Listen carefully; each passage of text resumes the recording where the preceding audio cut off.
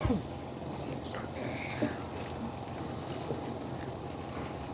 اللہ الرحمن الرحیم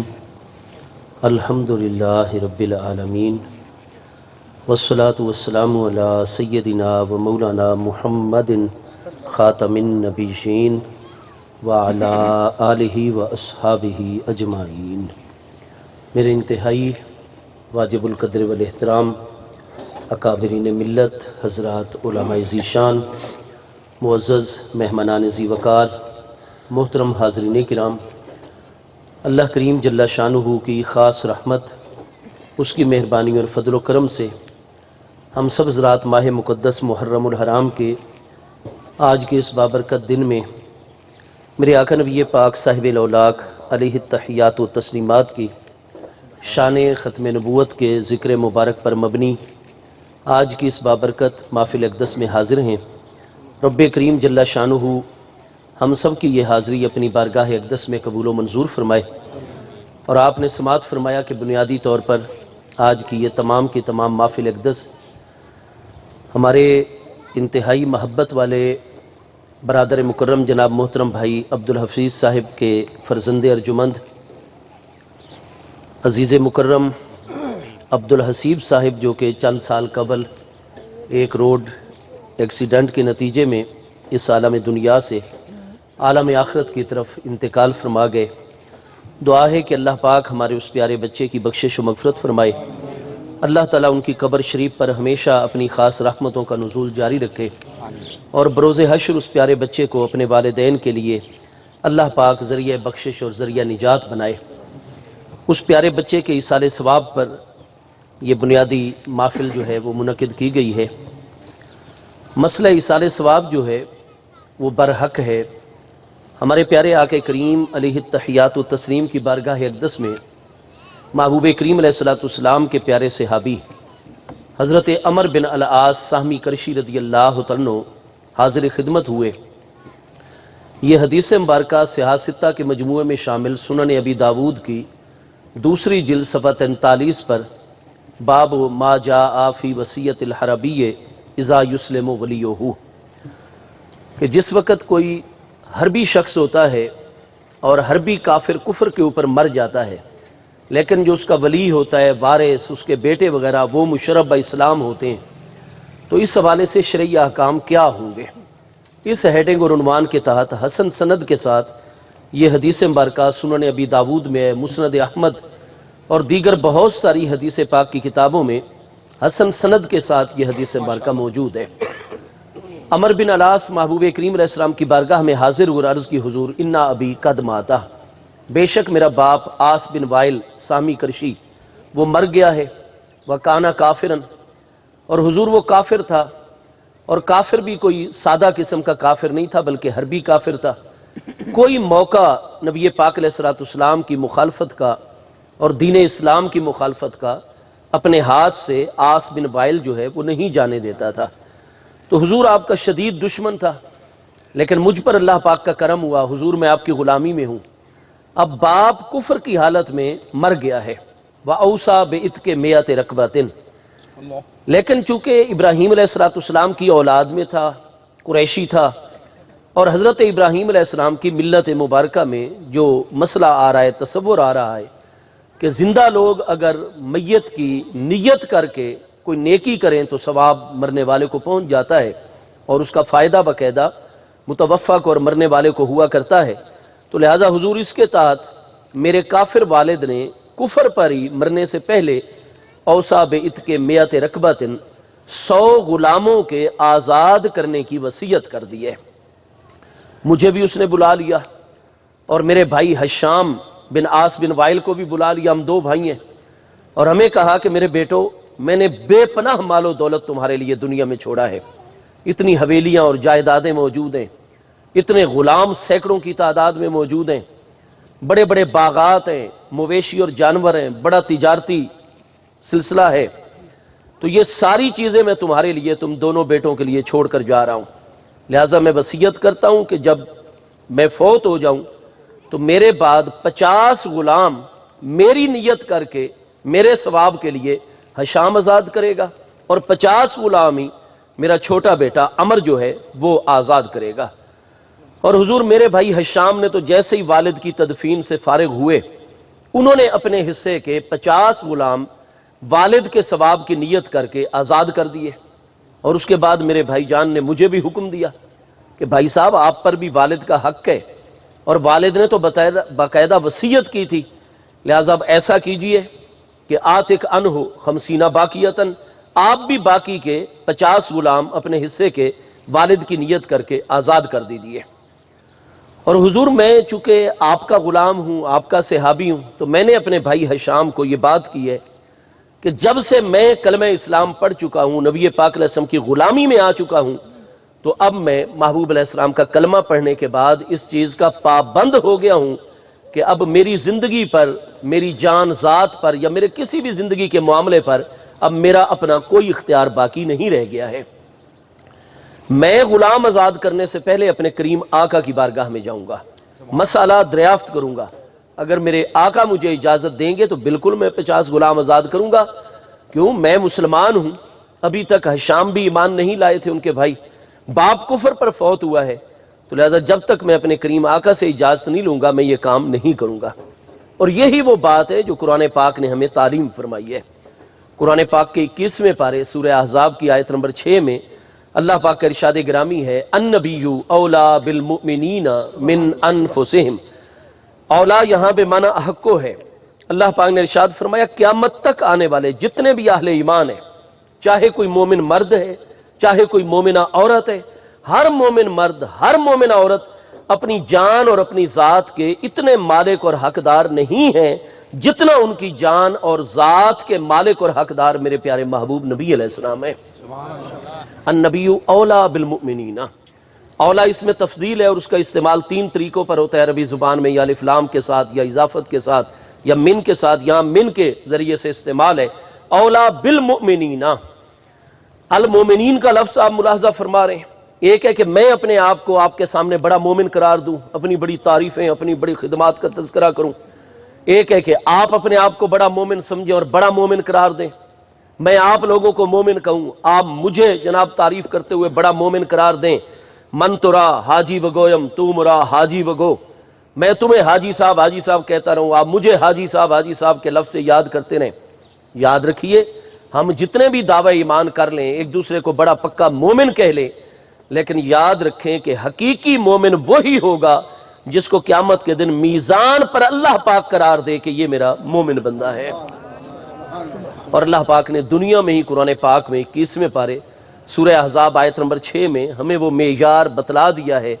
کہ اللہ کی بارگاہ میں صحیح مومن ہونے کے لیے جتنی بنیادی شرائط ہیں، ان میں بنیادی ترین شرط یہ اور ایمان کا معیار یہ ہے کہ النبی اولا بالمؤمنین من انفسہم۔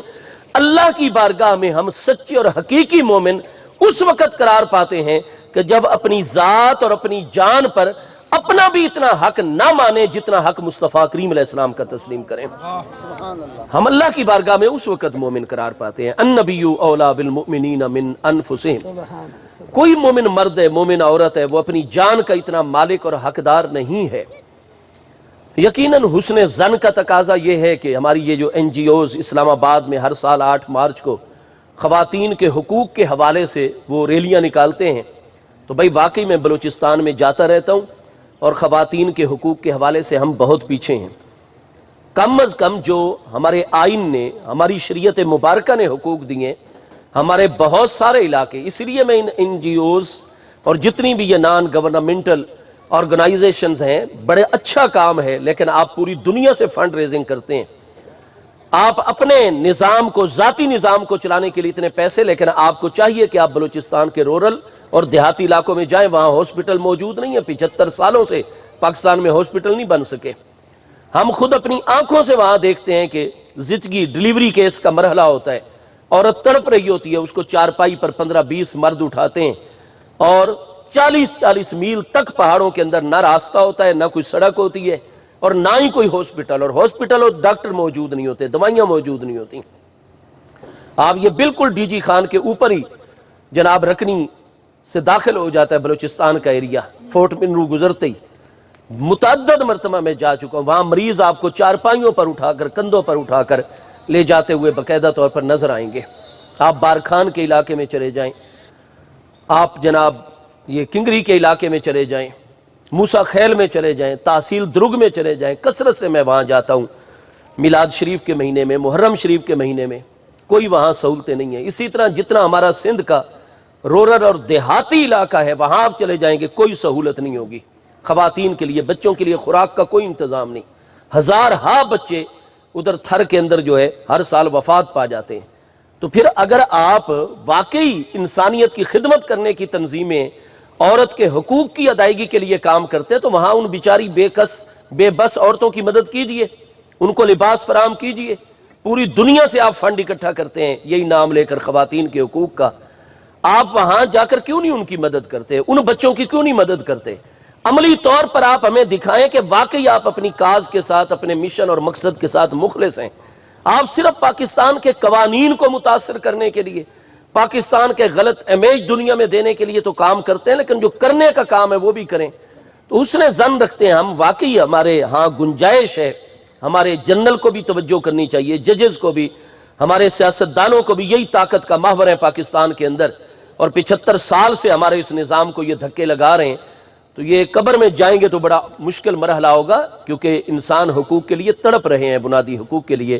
این جی اوز کا بڑا اعلیٰ کردار ہوتا ہے، لیکن وہ جو نعرہ ہے میرا جسم میری مرضی، اس کا مثبت مقصد بھی نکلتا ہے، لیکن جو ہماری اردو زبان ہے، جیسے ہی ہم کسی بچی کی زبان سے یہ سنیں گے میرا جسم میری مرضی، تو متبادر الذہن، شریعت کا بھی یہی اصول ہوتا ہے، عرف میں بھی یہی ہوتا ہے کہ کوئی لفظ سنتے ہی جو پہلا مطلب انسانوں کے ذہن میں آئے وہی مطلب حجت اور دلیل ہوا کرتا ہے۔ یہ ہر زبان کے قواعد میں شامل ہے۔ تو میرے دوستو، ہم جو اہل ایمان مرد و خواتین ہیں، ہمارے بچے بزرگ جوان،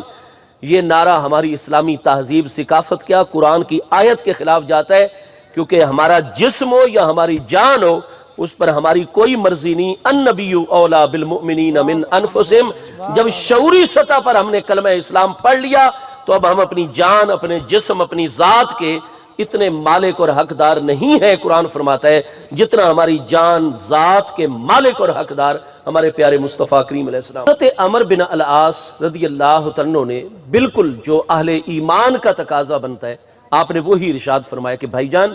آپ میرے بھائی ہیں، اور والد نے بالکل میری موجودگی میں وصیت کی تھی، لیکن ایک طرف والد صاحب کی بات ہے اور وصیت ہے، اور ایک طرف میرا دین متین ہے، میرے دین اسلام کا تقاضا ہے۔ میرے آقا کریم علیہ السلام عالم دنیا میں جلوہ گر ہیں، میں کوئی بھی قدم اٹھانے سے پہلے اپنے کریم آقا کی بارگاہ میں حاضری دوں گا، جا کر مسئلہ پیش کروں گا۔ اگر میرے کریم آقا رہنمائی عطا فرمائیں گے تو بالکل میں غلام آزاد کروں گا ابا جان کی نیت کر، ورنہ میری معذرت ہوگی، آپ کی اپنی ملت اور دین ہے، میرا اپنا دین ہے۔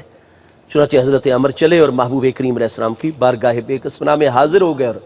حاضری کا شرف حاصل کر کے عرض کی حضور میرا سب کچھ آقا کے قدموں پہ قربان، انا ابی ماتا، بے شک میرا باپ مر گئے، وکانا کافر، اور کافر تھا، اوصا بعتق 100 رکبۃ، اور مرنے سے پہلے 100 غلاموں کے آزاد کرنے کی وصیت کی ہے، اور آتک عنہ حشام اخی 50 غلاما، 50 غلام اپنے حصے کے میرے بڑے بھائی حشام بن عاص بن وائل سامی کرشی نے آزاد کر دیے۔ حضور اب میری گزارش اور سوال یہ ہے، افاعتک عنہ 50 باقیۃ، کہ آپ باقی کے میں اپنے حصے کے 50 غلام کافر والد کی ثواب کی نیت کر کے آزاد کر سکتا ہوں، یہ کام کر سکتا ہوں یا نہیں؟ تو اب حدیث حسن میں دیکھیے ہمارے پیارے آقا کریم علیہ السلام نے فرمایا، میرے پیارے صحابی، میرے پیارے غلام عمر بن العاص، میری شریعت مطہرہ میں اصول اور ضابطہ یہ ہے کہ انہ لو کان مسلمن، بے شک اگر مرنے والا مسلمان ہو، فآتکتم عنہ، پھر تم اس کے مرنے کے بعد عنہ اس کی طرف سے اس کی نیت کر کے غلام آزاد کرو، او تصدقتم عنہ، یا اس مرنے والے کی نیت کر کے اس کی جانب سے کوئی بھی صدقہ کرو، خیرات کرو، نیکی کرو، اچھائی کرو، او حججتم عنہ، یا اس مرنے والے کی جانب سے حج بھی کرو، بلغہ ذالک، ان تمام کی تمام نیکیوں کا ثواب پہنچ جائے گا، شرط یہ کہ اگر مرنے والا مسلمان ہوگا۔ فرمایا انہو لو کان مسلمن، یہ سنن ابی داود دوسری جلد 43 پر الفاظ ہیں، مسند احمد میں یہ الفاظ ہیں، موجم کبیر طبرانی میں یہ الفاظ ہیں، متعدد کتب حدیث میں حسن سند کے یہ الفاظ ہیں इन्नहु लौ काना मुस्लिमन फ़आतक्तुम अन्हु औ तसद्दक़्तुम अन्हु औ हजजतुम अन्हु बलगहु ज़ालिका, बेशक अगर फौत होने वाला मुसलमान होगा फिर तुम उसकी तरफ से गुलाम आज़ाद करो या उसकी तरफ से तुम उसके मरने के बाद सदका करो, कोई नेकी अच्छाई करो, औ हजजतुम अन्हु, हत्ता कि उसकी जानिब से हज भी करके आओगे, बलगहु ज़ालिका, अगर फौत होने वाला मुसलमान है इन तमाम नेकियों का सवाब उसको पहुंच जाएगा। शर्त यह है कि वो मुसलमान हो। महबूब अलैहिस्सलाम का ये मुबारक फैसला आ गया और कुरान पाक 28वां पारा सूरतुल हशर आयत नंबर 7 में अल्लाह पाक का इरशाद गिरामी है, मा आताकुमुर रसूलु फखुजूहु व मा नहाकुम अन्हु फंतहू, जो कुछ मेरे प्यारे रसूल अलैहिस्सलाम तुम्हें अता फरमाया करें, जिस काम का हुक्म दिया करें, फखुजूहु, फौरी तौर पर मेरे महबूब अलैहिस्सलाम के हर हुक्म को माना करो, उस पर अमल किया करो, जो कुछ अता फरमाए उसे फौरी तौर पर कबूल किया करो, ले लिया करो। व मा नहाकुम अन्हु फंतहू, और जिस काम से, जिस बात से, जिस चीज से मेरे प्यारे महबूब अलैहिस्सलाम तुम्हें मना फरमा दें, फौरी तौर पर उस काम से रुक जाया करो। तो हमारे प्यारे मुस्तफ़ा करीम अलैहिस्सलाम ने क्या फैसला जारी फरमाया कि बेशक जब फौत होने वाला मुसलमान होता है फिर कोई भी नेकी उसकी जानिब से की जाए, बलगहु ज़ालिका, फौत होने वाले मुसलमान को इन तमाम नेकियों का सवाब पहुंच जाया करता है। यहाँ मुबारक अल्फाज हैं इस हदीस हसन के, तसद्दक़्तुम अन्हु, तुम उसकी तरफ से कोई भी सदका करो। अब आजकल हमारा तो ज़हन बना हुआ है कि सिर्फ काला बकरा जाकर मदरसे में दे देंगे तो चलो यही सदका हो गया, काली मुर्गी दे देंगे यही सदका। वो सदके की हमने सिर्फ एक दो सूरतें जो हैं वो अपने जहनों में बना रखी हैं। नहीं, आप सही हैन में, सही बुखारी शरीफ में देखिए, सही मुस्लिम शरीफ में देखिए, मुत्तफ़क़ अलैह हदीस है। हमारे प्यारे आके करीम अलैहिस्सलाम ने फरमाया, कुल्लु मारूफिन सदक़तुन, हर नेकी, हर अच्छाई सदका है। और महबूब ने फरमाया तसद्दक़्तुम अन्हु, नतीजा यह है कि फौत होने वाले की वफात के बाद कोई भी नेकी है, कोई भी अच्छाई, जब उसकी नियत करके करोगे कि या अल्लाह मुझे इस नेक अमल की तूने तौफीक अता फरमाई, मेरा ये अमल कबूल फरमा और इसका सवाब नबी पाक अलैहिस्सलाम के ज़रिए से फ़लाँ हमारे फौत शुदा मुसलमान को पहुँचा। नबी अलैहिस्सलाम फरमाते हैं जब वो फौत होने वाला मुसलमान होता है, बलगहु ज़ालिका, इन तमाम नेकियों का सवाब उसको पहुँच जाता है। कुरान मजीद फुरकान हमीद के 22वें पारे सूरह अहज़ाब की आयत नंबर 36 में अल्लाह पाक का इरशाद गिरामी है, मा कान लिमुमिनिन वला मुमिनतिन इज़ा क़दल्लाहु व रसूलुहु अमरा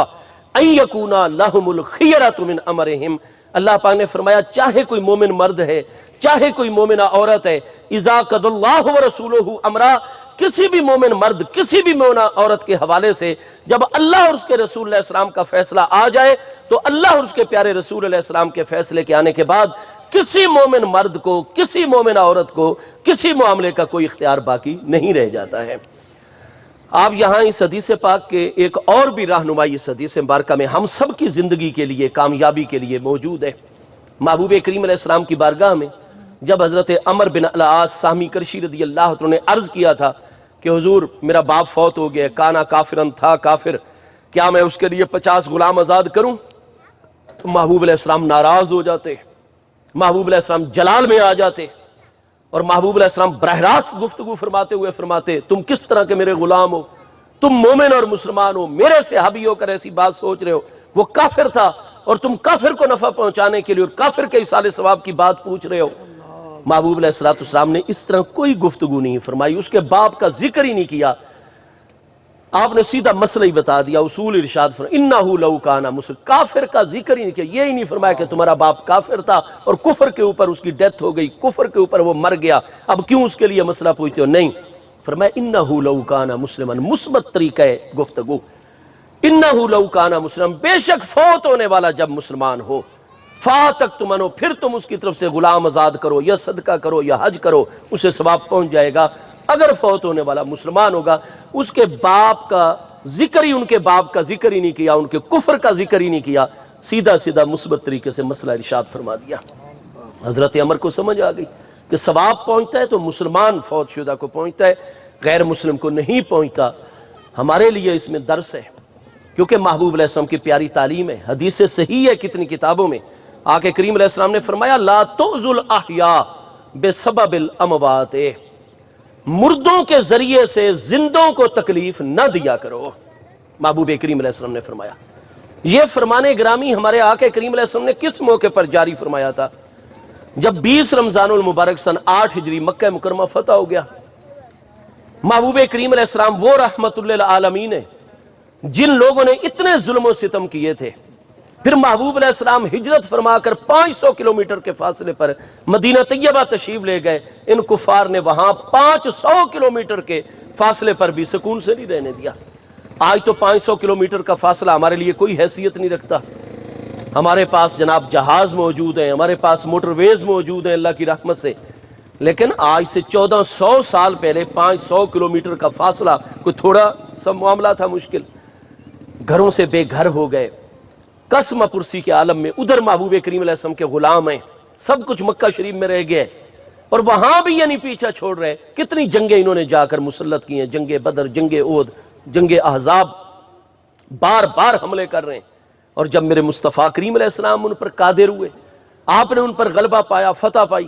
تو میرے مصطفیٰ کریم علیہ السلام نے فرمایا میں آج تمہیں وہی کچھ کہتا ہوں جو میرے بھائی یوسف بن یعقوب برحق نبی علیہ السلام نے اپنے بھائیوں پر غلبہ پانے کے بعد فرمایا تھا کہ لا تثریب علیکم اليوم اذهبوا انتم الطلقاء، جاؤ تم پر کوئی پکڑ دھکڑ نہیں ہے۔ قانون تو یہی ہے دنیا کا کہ جب میں غلبہ پا گیا ہوں تو تم جتنے بھی اہل مکہ ہو، تم سارے مرد، تمہارے بوڑھے، تمہارے بچے آج کے بعد مسلمانوں کے غلام بن چکے ہیں، تمہاری خواتین، بچیاں، بیٹیاں، بہویں وہ ہماری کنیزیں بن گئیں۔ لیکن فرمایا میں انسانوں کو غلامی کا درس دینے نہیں، میں تو غلاموں کو غلامی سے نکال کے آزادی کا سبق دینے کے لیے آیا ہوں۔ لا تثریب علیکم اليوم، جاؤ تمہارے اوپر کوئی آج کی، اس وقت اگر کوئی رومی سلطنت، رومن امپائر، پرشین امپائر، کیا وہ اس طرح انسانوں پر مہربانی کرتے تھے؟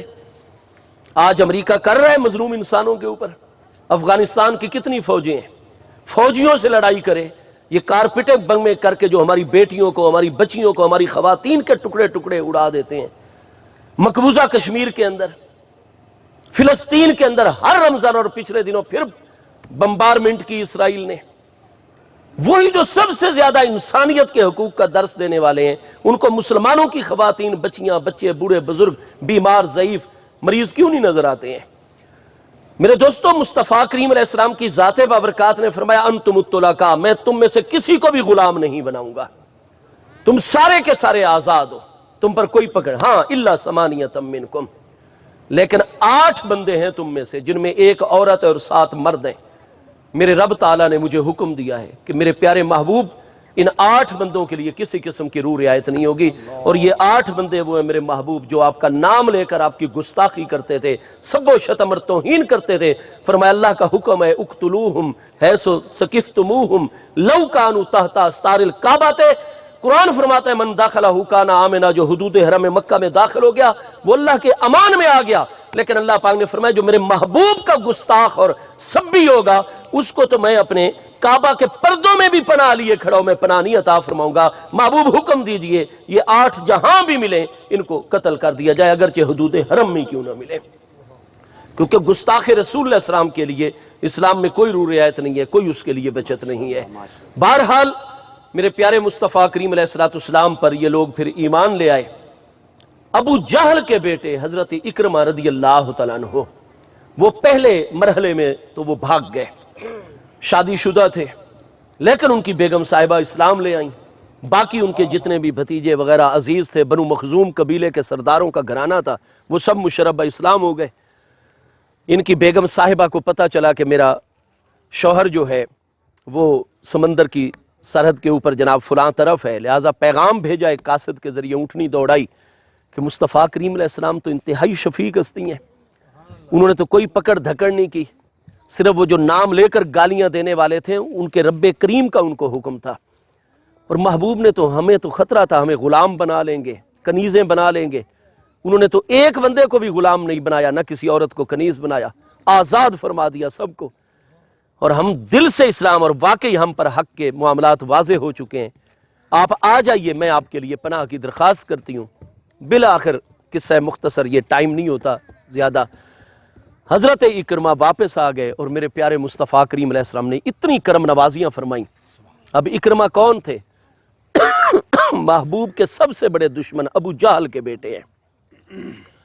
لیکن میرے محبوب نے ان کو بھی اپنے دامن کرم میں جگہ عطا فرمائی۔ نعرہ تکبیر، یہ وہی اکرمہ ہیں جو جنگ بدر میں نبی علیہ السلام کے خلاف لڑ چکے ہیں۔ رسالہ، یا رسول اللہ صلی اللہ علیہ نعرہ وسلم، حیدری، یا علی، نعرہ تحقیق، حق چار یار، تاجدار ختم نبوت، زندہ باد۔ علماء حق اہل سنت۔ آج مودی صاحب اور جناب فلاں صاحب اور فلاں صاحب تقریریں وہ کرتے ہیں انسانی حقوق کے دن پر، اقوام متحدہ کے تحت بڑے 365 دنوں میں ایک دن منا دیا جاتا ہے، ہاں جی، انسانیت کی طرف سے، لیکن عملی نمونہ اگر پیش کیا ہے تو دنیا کے سب سے بڑے راہبر و رہنما حضور خاتم النبیین سید الاولین والآخرین علیہ التحیات و تسلیم کی پیاری ذات بابرکات نے حضرت اکرمہ کو وہی پروٹوکول دیا گیا۔ کیوں؟ ہمارے دین میں یہ تعلیم ہے۔ آقا کریم علیہ السلام نے ارشاد فرمایا کہ انزل الناس علی قدر منازلہم، اگر کسی غیر مسلم قوم کا بھی کوئی سردار تمہارے پاس آئے، کوئی بزرگ اور بڑا آئے، کوئی ان کا عالم آئے، اور محبوب نے فرمایا اکرم السفراء، غیر مسلموں کے بھی جو سفیر تمہارے پاس آئیں تم ان کو عزت و اعزاز دینا ہے، تم نے ان کا اکرام کرنا ہے۔ اور اگر کسی قبیلے کا سردار آ جائے، بڑا آ جائے، تو تم نے عام لوگوں والا رویہ اس کے ساتھ نہیں رکھنا، بلکہ اس کے شایان شان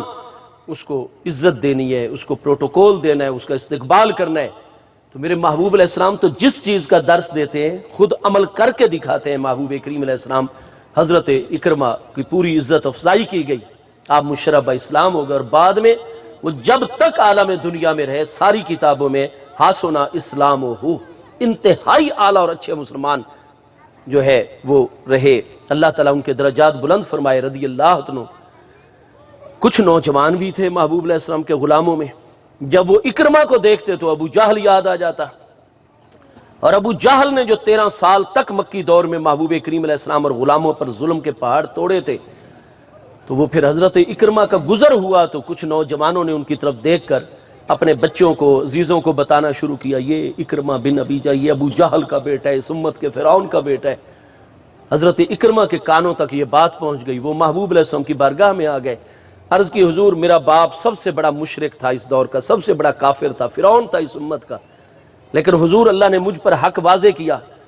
لیکن میرے باپ کا، اب تو میرا باپ اسلام ہے حضور، میں آقا کے قدموں میں ہوں، اسلام کے دامن میں پناہ لے چکا ہوں، تو مجھے تکلیف۔ تو میرے محبوب علیہ السلام بہت ناراض ہوئے، آپ فوری طور پر ممبر پر جلوہ گر ہوئے، اذن یا بلال، و بلال آذان کہو۔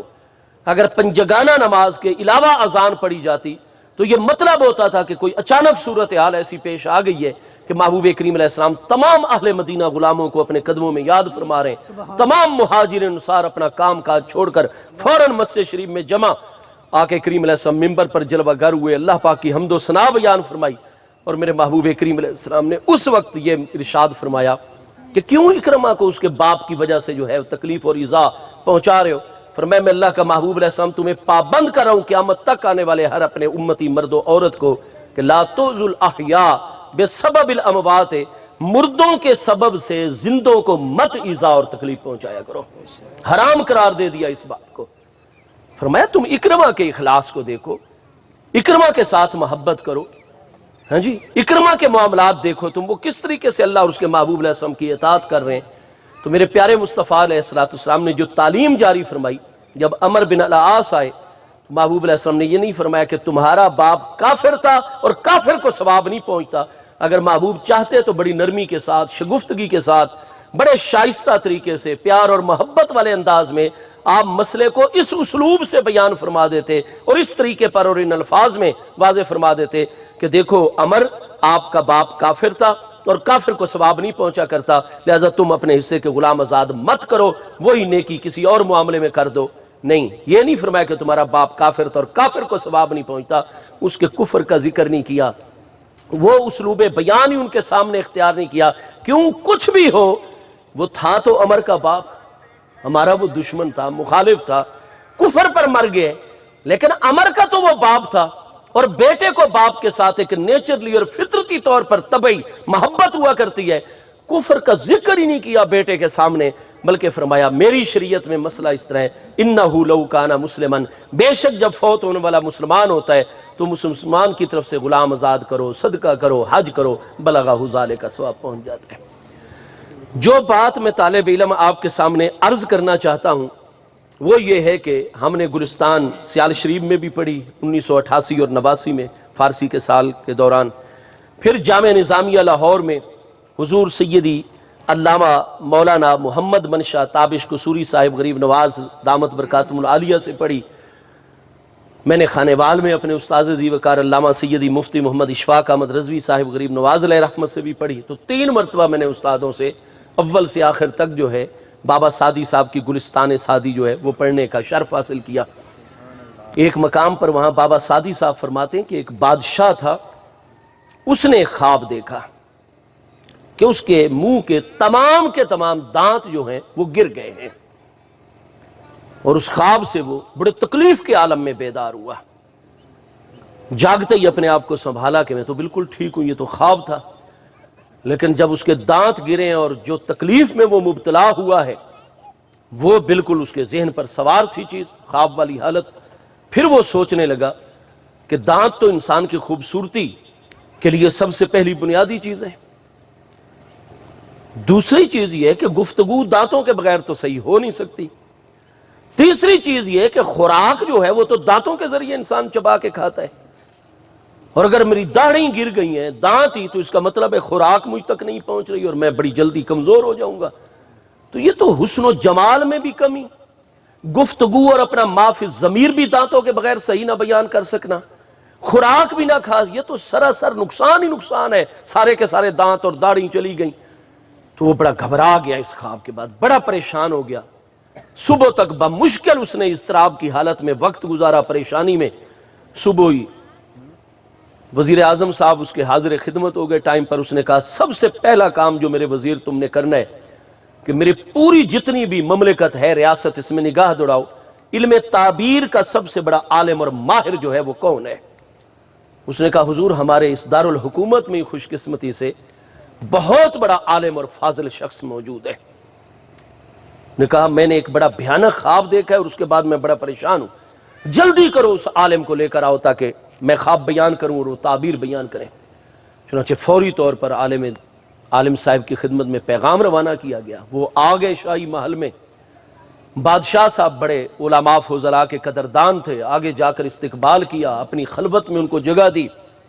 بڑی عزت اور بڑی جناب آداب کے ساتھ جو ہے بادشاہ صاحب سامنے بیٹھے اور کہا حضور آپ کو تکلیف دی، آپ ہمارے عالم ہیں،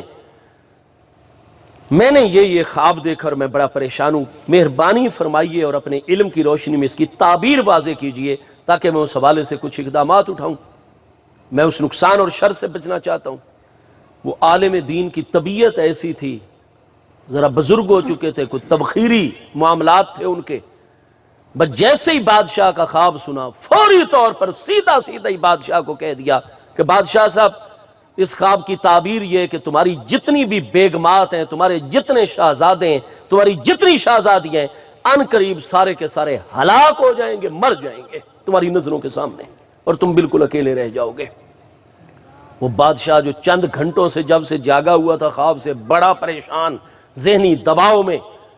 جب اس نے سیدھے الفاظ عالم صاحب کی زبان سے سنے کہ تمہاری ساری بیگمات، اس خواب کی تعبیر یہ ہے تمہاری بیگم جتنی ہیں وہ ہلاک ہو جائیں گی، شہزادے شہزادیاں تمہاری نگاہوں کے سامنے ان قریب ہلاک ہو جائیں گے، اسے اور زیادہ تکلیف ہوئی، غصہ آیا۔ اس نے کہا اس کو تو بات کرنے کا بھی پتہ نہیں، پہلے تو میرے ساتھ تو جو کچھ ہوگا تقدیراً بعد میں ہوگا، پہلے تو اس کو پکڑ کے سپرد زندان کیا جائے، اس کو قید خانے میں بند کر دو، اس نے اور مجھے پریشان کر دیا۔ بابا سعدی صاحب فرماتے ہیں نازک مزاج شاہاں تاب سخن نہ دارند، بادشاہوں کے مزاج بڑے نازک ہوتے ہیں، وہ تو ایک جملے کی تاب بھی نہیں لا سکتے، اس کو قید کر دیا۔ 2-3 دن پھر تاب آیا، بڑی مشکل سے وقت گزارا، پھر وزیر اعظم کو کہا کسی معقول قسم کے عالم کو جو ماہر بھی ہو علم تعبیر کا اور ذرا اس کو بات کرنے کا طریقہ اور سلیقہ بھی ہو، کوئی ہے ہمارے ملک میں ایسا؟ اس نے کہا جی میں معلومات لیتا ہوں۔ چنانچہ اس نے اس شعبے کے لوگوں سے پتہ چلا کہ اتنے 100 میل کے فاصلے پر جو ہمارا دوسرا شہر ہے اس میں اسی عالم کا ایک شاگرد رہتا ہے، اس کو بلایا گیا، وہ صاحب تشریف لائے، بادشاہ نے پھر اسی طرح بڑے جناب اس کے لیے انتظامات کیے اور بڑی عزت افزائی کے ساتھ ملاقات ہوئی، اور بڑے ادب سے بادشاہ نے عرض کی حضور آپ ہمارے عالم ہیں، بڑی مہربانی، آپ کو بڑی تکلیف دی، یہ میں نے خواب دیکھا ہے اور میں اس وقت سے بڑا پریشان ہوں۔ اس عالم صاحب نے فرمایا سبحان اللہ، بادشاہ صاحب آپ کو مبارک ہو، یہ خواب بڑا ہی برکت والا ہے۔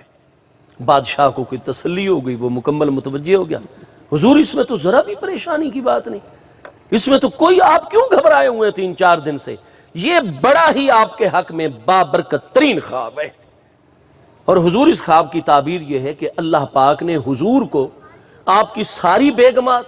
آپ کے تمام شہزادگان، آپ کی تمام شہزادیوں کے مقابلے میں اللہ نے آپ کو ان سب کے مقابلے میں بڑی لمبی عمر سے نوازا ہے، ان کے بعد بھی آپ طویل عرصے تک زندہ رہیں گے۔ اس خواب کی تعبیر ہے کہ ان سب کے مقابلے میں اللہ نے کئی سال آپ کی عمر بڑی لمبی فرمائی ہوئی ہے۔ بادشاہ صاحب خوش ہو گئے،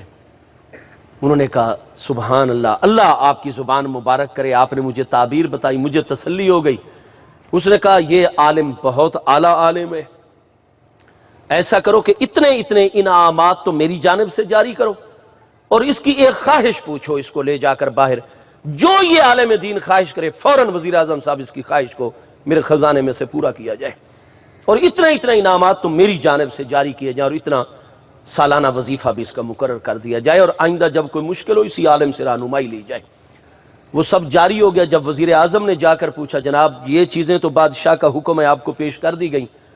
اب استاد جی آپ اپنی ذاتی خواہش بتائیے۔ اس نے کہا جی یہ سارا فیض میری ذاتی خواہش ہے کہ فیض میرے استاد صاحب کا ہے۔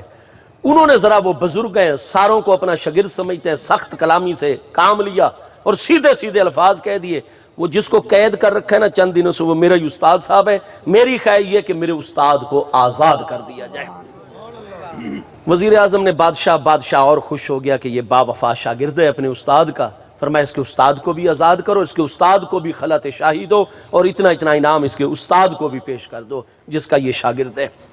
حضرت بابا صاحب یہ پوری حکایت نقل کر کے جو نتیجہ عطا فرماتے ہیں کہ چاہے پہلے عالم نے تعبیر بیان کی تھی کہ جناب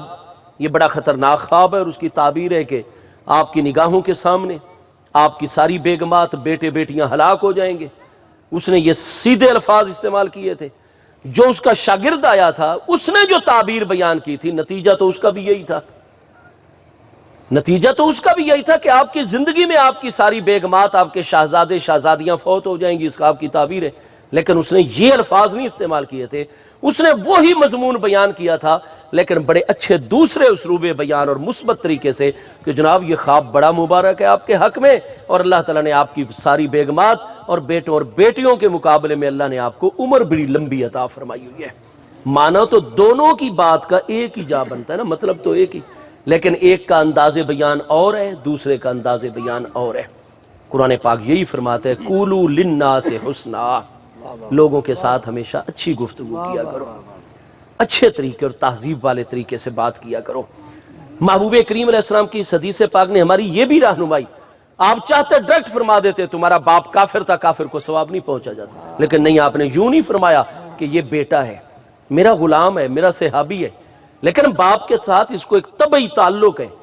میں یہ کہوں گا کہ تمہارا باپ کافر تھا، کافر کو ثواب نہیں پہنچتا، مت کرو اپنے باپ کے لیے یہ کام، اس کے دل کو ٹھیس پہنچے گی۔ آپ نے اس کے باپ کے کفر کا ذکر ہی نہیں کیا تاکہ بیٹے کو تکلیف نہ پہنچے، اس کو آر اور شرمندگی نہ ہو، مثبت طریقے سے مسئلہ بیان فرما دیا۔ انہو لو کان مسلمن، میرے پیارے غلام، میری شریعت کا اصول یہ ہے کہ بے شک فوت ہونے والا مسلمان ہو، پھر تم اس کی طرف سے غلام آزاد کرو، صدقہ کرو، حج کرو، بلغہ ذالک، ان ساری چیزوں کا ثواب اس کو پہنچ جاتا ہے۔ مسئلہ بھی واضح ہو گیا اور حضرت عمر کے دل کو ٹھیس بھی نہ پہنچی، اور محبوب کی کرم نوازیاں اور مہربانیاں ہو گئیں۔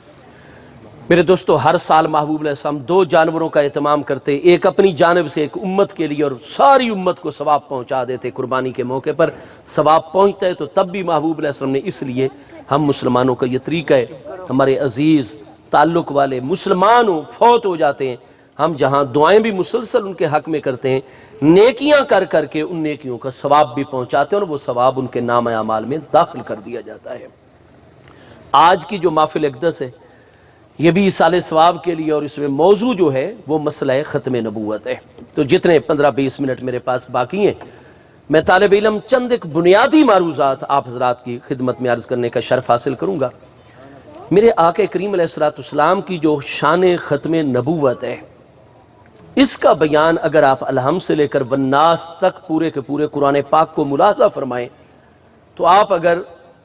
ترجمے والا قرآن پاک کی ملاحظہ فرمائیں گے اور تھوڑا سا آپ اگر قرآن پاک کے اسلوب کو کسی عالم دین کے ذریعے سے سمجھنے والے ہوں، جاننے والے ہوں، تو جب آپ والناس پر جا کر سورۃ الناس پر قرآن پاک مکمل کریں گے نا ترجمے کے ساتھ، تو آپ پر بالکل واضح ہو جائے گا کہ الحمد سے لے کر والناس تک قرآن مجید فرقان حمید کے اندر 100 مقامات ایسے اللہ پاک نے نازل فرمائے ہیں جن میں اپنے پیارے محبوب نبی علیہ السلام کی شان ختم نبوت کو بیان فرمایا ہے۔ اب قرآن پاک 22 سال اور چند مہینے ہمارے پیارے آقا کریم علیہ السلام کی ذات بابرکات پر نازل ہوتا رہا۔ رب کریم جل شانہ تو اہل ایمان کو جو بات ایک مرتبہ بھی ارشاد فرمائے گا، ہر مومن کا اس پر کامل ایمان ہے، لیکن 22 سال کے اندر اللہ پاک نے ایک مرتبہ نہیں،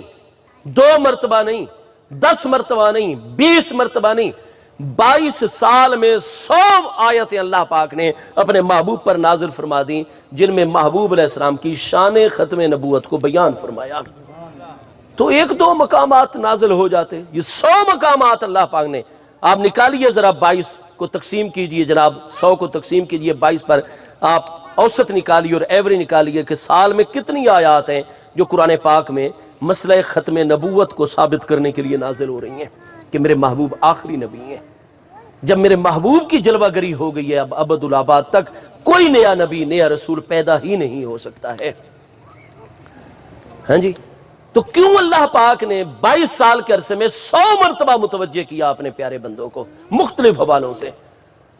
اس لیے کہ اللہ پاک یہ چاہتا ہے، اللہ کی مشیت اور ارادہ مبارکہ یہ ہے کہ میرے اہل ایمان بندے قیامت تک اس مسئلے کے حوالے سے کبھی غفلت اور سستی کا شکار ہی نہ ہوں، ان کی توجہ کبھی اس مضمون سے ہٹنی نہیں چاہیے۔ 100 مرتبہ اللہ پاک نے قرآن پاک میں محبوب کریم علیہ السلام کی شان ختم نبوت کو بیان فرمایا مختلف اسلوب اور مختلف انداز میں۔ اور میرے پیارے آقا کریم علیہ التحیات و تسلیم کی احادیث صحیحہ، انہی کو اگر صرف آپ اپنے سامنے رکھیں گے تو آپ پر اس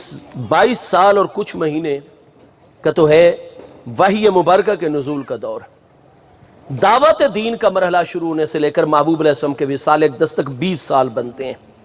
اس 20 سالہ دور میں، مکی دور اور مدنی دور مقدس میں 20 سالوں کے اندر اگر آپ کتب احادیث، حدیث پاک کی کتابوں کو سامنے رکھیں گے تو جو صحیح اسناد سے احادیث ہیں وہ کم از کم بھی 200 احادیث ہیں جن میں محبوب کریم علیہ السلام نے اپنی شان ختم نبوت کو واضح فرمایا ہے۔ تو کیا نتیجہ نکلے گا کہ کم از کم 20 سالوں میں 200 مرتبہ ہمارے پیارے محبوب کریم علیہ السلام نے مختلف طریقوں پر شان ختم نبوت کو واضح فرمایا۔ اب جس مسئلے کے پیچھے 100 آیات بینات ہیں، 200 احادیث صحیحہ ہیں، یہ مسئلہ اتنا مضبوط ہے شریعت اسلامیہ کے اندر کہ یہ مسئلہ ضروریات دین میں شامل ہے۔ اسلام کے اندر جتنے احکام ہیں، مسائل ہیں، ان کی مختلف قسمیں ہیں۔ سب سے اعلیٰ ترین قسم کے پہلے درجے کے وہ مسائل ہیں جو ضروریات اسلام ہیں، ضروریات دین ہیں، اور ہر وہ مسئلہ جو ضروریات دین میں شامل ہو اس کے بارے میں ہماری جتنی علم کلام، علم عقائد کی کتابیں، ان سب کے اندر یہ چیز موجود ہے کہ کل مدعی للاسلام ینکر شیئا من ضروریات الدین فہو المرتد وحکمہ حکم المرتدین، کہ جتنے بھی مسائل ضروریات دین کے اندر شامل ہیں، کل مدعی للاسلام، جو شخص بھی اسلام کا دعوے دار ہو، وہ دعویٰ کرتا ہو کہ الحمدللہ میں مومن ہوں، میں مسلمان ہوں، اسلام کا دعویٰ کرتا ہو، ایمان کا دعویٰ کرتا ہو، اور خدا نہ خواستہ ینکر شیئا من ضروریات الدین، ضروریات دین میں سے اگر کسی ایک بھی مسئلے کا وہ انکار کرتا ہے فہو المرتد، تو وہ مومن اور مسلمان نہیں رہتا، وہ مرتد ہو جاتا ہے۔ وحکمہ حکم المرتدین، اور شریعت مبارکہ میں اس کا حکم مرتدین والا ہوا کرتا ہے۔ مرتدین کا حکم کیا ہوتا ہے؟ کوئی غیر مسلم ہو، ہم اس کو زبردستی کلمہ نہیں پڑھا سکتے۔ محبوب کریم علیہ السلام نے میثاق مدینہ جب فرمایا تھا ہجرت کے پہلے سال ہی، تو یہود بھی موجود تھے مدینہ طیبہ میں، نصارہ اور عیسائی بھی موجود تھے، اور کئی بت پرست قبائل بھی موجود تھے،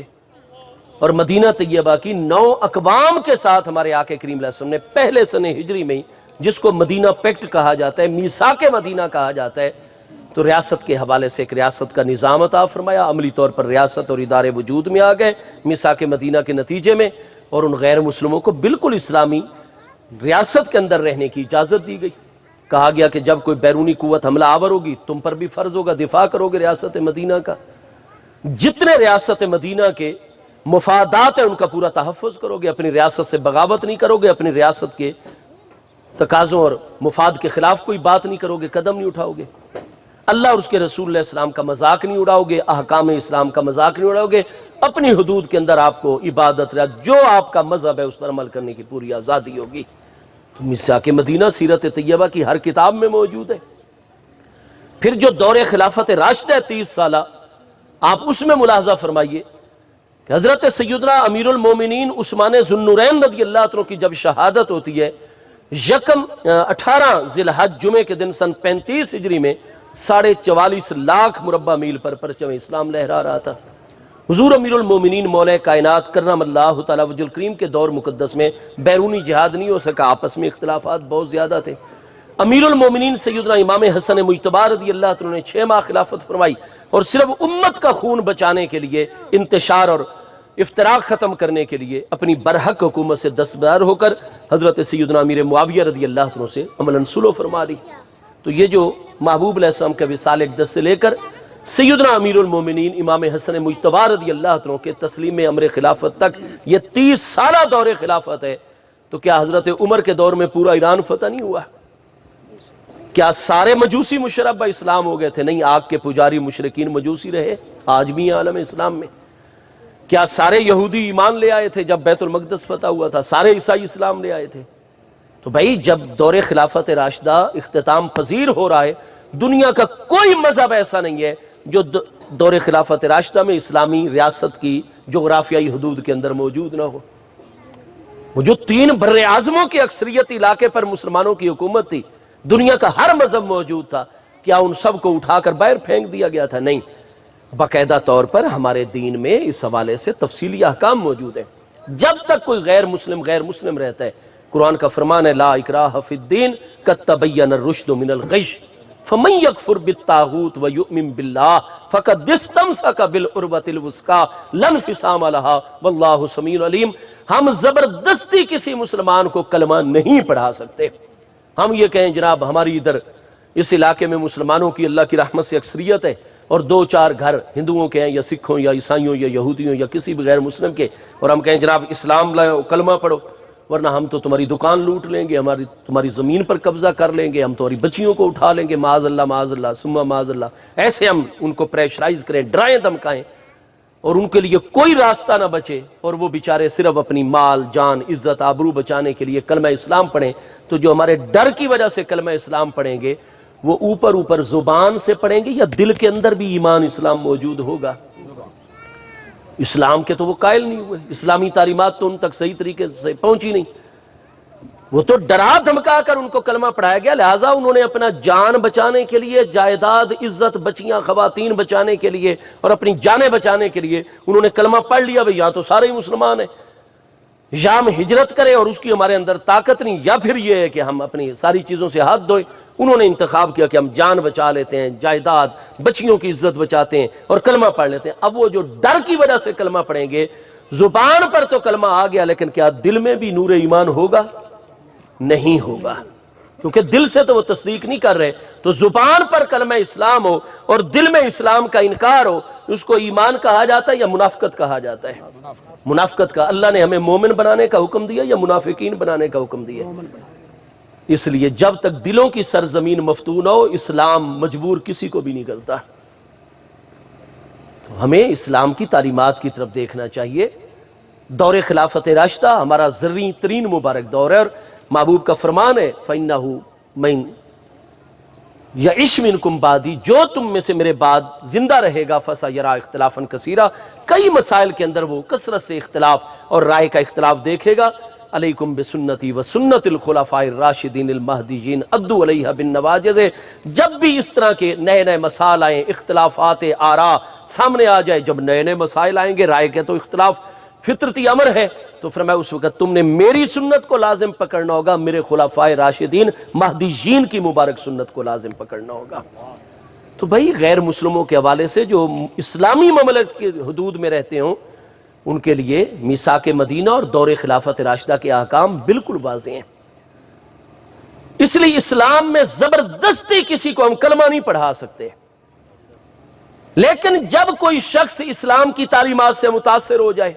خود رغبت ظاہر کرے، ہم دعوت پوری اقوام کو دیں گے، جیسے محبوب نے دعوتی خط لکھے گئے۔ قرآن پاک کا حکم ہے ادعو الی سبیل ربک بالحکمت والموعظۃ الحسنۃ وجادلہم باللتی ہی احسن، اپنے رب تعالیٰ کی طرف لوگوں کو مسلسل دعوت دیا کرو، حکمت کے ذریعے سے اور اچھے واعظ و نصیحت کے ذریعے سے۔ ہم ہر وہ حکمت عملی اپنائیں گے کہ غیر مسلم دامن اسلام میں آتے چلے جائیں، دنیا کی ناکامیوں، قبر حشر کی ناکامیوں سے اور اللہ کے عذاب اور ناراضگی سے بچ جائے ہر انسان، اولاد آدم ساری کی ساری۔ تو حکمت کے ساتھ دعوت دیں گے، لیکن زبردستی نہیں ہے۔ لیکن ہاں، جب کوئی شخص خود اپنی رضا اور مرضی سے اسلام لے آئے، اسلام لانے کے بعد پھر اگر وہ کہ نہیں جی اب تو میں غیر مسلم بننا چاہتا ہوں، اب مجھے یقین نہیں ہے کہ عمران خان کی بیوی جو جمائمہ خان تھی وہ پھر گولڈ سمتھ کی بیٹی ہے، اس نے اپنے نام کے ساتھ پھر جمائمہ گولڈ سمتھ لگا لیا ہے جمائمہ خان کی بجائے۔ اب میں چونکہ مجھے تحقیق نہیں ہے، آپ کو تحقیق کو مجھے بتائیے، میں حقیقت میں کہہ رہا ہوں کہ مجھے تحقیق نہیں ہے۔ یاد رکھیے کہ اسلام لانے پر ہم کسی کو نہیں مجبور کر سکتے، ورنہ ہم خود گناہگار ہوں گے، لیکن جب کوئی اپنی مرضی سے اسلام لے آئے تو اسلام کو چھوڑ نہیں سکتا، اگر چھوڑے گا تو مرتد کی سزا واجب القتل ہوا کرتی ہے، فوراً ریاست اسلامی پر فرض ہو جاتا ہے اس بندے کو پکڑے جو اسلام لا کر اسلام سے منحرف ہو گیا، کسی ضرورت دینی کا انکار کر دیا، فرض ہوتا ہے اس ایریے کے انتظامی آفیسر پر فوراً ان کو پکڑے اور ان کو بند کر دے حوالات میں۔ مستحب ہے اس کے لیے کہ 3 دن اس کو مہلت دے اور اسے کہے بھی تم اسلام لائے تھے، اب کس وجہ سے غیر مسلم ہو رہے ہو، وہ وجہ بتاؤ۔ جب وہ وجہ بتائے، علماء کا پینل، اگر وہ کوئی انتظامی وجہ ہے تو باقاعدہ انتظامیہ کو انوالو کرے، اگر کوئی علمی دلیلوں کا مسئلہ ہے، دلائل کا معاملہ ہے، علماء کا پینل تشکیل دے، 3 دن تک اس کے سوال و جواب کا سلسلہ جاری رکھیں، اسلام کی طرف لوٹ آئے، فابیا ہمارا بھائی ہے، نہ لوٹے تو فقتلو، اس کو قتل کر دیا جائے گا، کیونکہ اگر نہ قتل کیا جائے اس طرح تو ہر بندہ ہی اوپر سے کافر اسلام لے آئے اور شام کو کہہ دیں جناب اسلام میں تو کچھ ہی نہیں ہے، وہ اوروں کے لیے بھی فتنے کا باعث بن جائیں گے۔ تو کل مدعی للاسلام، آخری بات، جو اسلام کا دعویٰ کرتا ہو لیکن ضروریات دین میں سے کسی ایک ضرورت دینی کا انکار کرے وہ مرتد ہوتا ہے، اور مرتد کی سزا واجب القتل ہوا کرتی ہے۔ میرے دوستو، مسئلہ ختم نبوت کی اہمیت یہیں سے سمجھ لیجئے کہ مسئلہ ختم نبوت ان مسائل میں سے نہیں ہے کہ جن کا انکار کر کے بھی کوئی بندہ مسلمان رہ سکتا ہو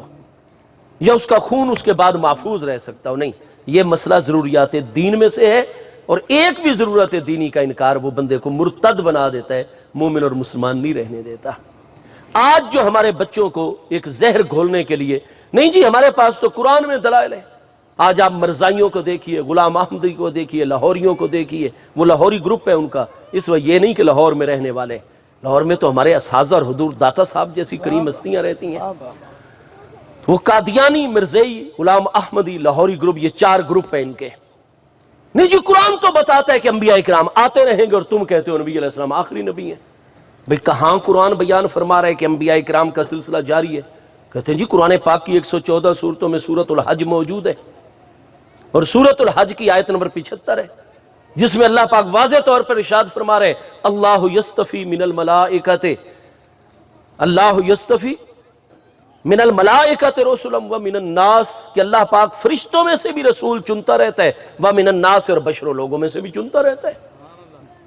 تو یستفی، استفا، یستفی، استفان، یستفی فعل مضارع ہے، اور مضارع کی وجہ تجدد استمراری پر دلالت کروانے کے لیے، اور حال و استقبال 2 زمانے اس سے سیراب ہوتے ہیں، تو معنی یہ ہے کہ اللہ یستفی من الملائکۃ رسلا، اللہ پاک فرشتوں سے بھی رسول چنتا رہتا ہے اور چنتا رہے گا، ومن الناس، اور لوگوں سے بھی چنتا رہتا ہے اور چنتا رہے گا۔ تو قرآن پاک تو سورۃ الحج کی آیت 75 میں بتا رہا ہے کہ اللہ یستفی، اللہ تعالیٰ فرشتوں میں سے بھی رسول چنتا ہے اور انسانوں میں سے، تم کہتے ہو نہیں اب اللہ نے چننے چھوڑ دیے ہیں اور مصطفیٰ علیہ السلام آخری، یہ تو قرآن فرما رہا ہے اللہ تعالیٰ چنتا رہتا ہے، چنتا رہے گا۔ ہم کہتے ہیں کہ جو اس آیت کا شان نزول ہے وہ ہر تفسیر اور حاشیے میں موجود ہے۔ کس موقع پر یہ الفاظ نہیں کہ ہجرت سے پچھلے سال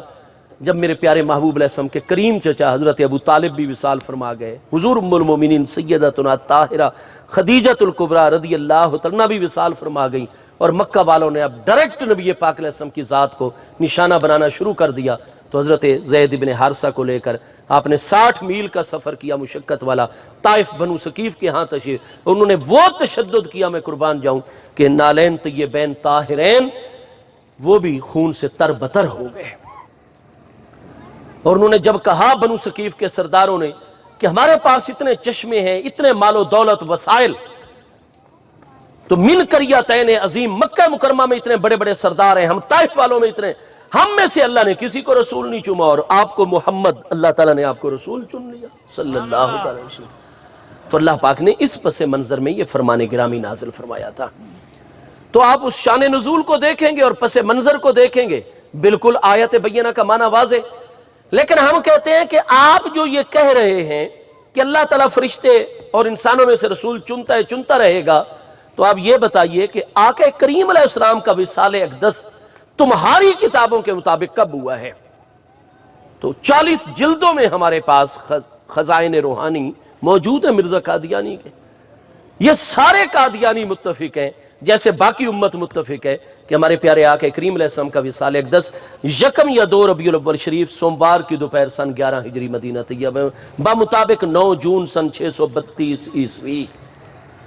مرزا قادیانی نے کب دعوی نبوت کیا؟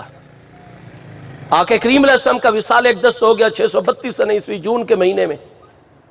مرزا قادیانی اس نے پہلے مسلح اور ریفارمر ہونے کا دعویٰ کیا، پھر اس مرزا صاحب نے جناب مہدی موعود ہونے کا دعویٰ کیا،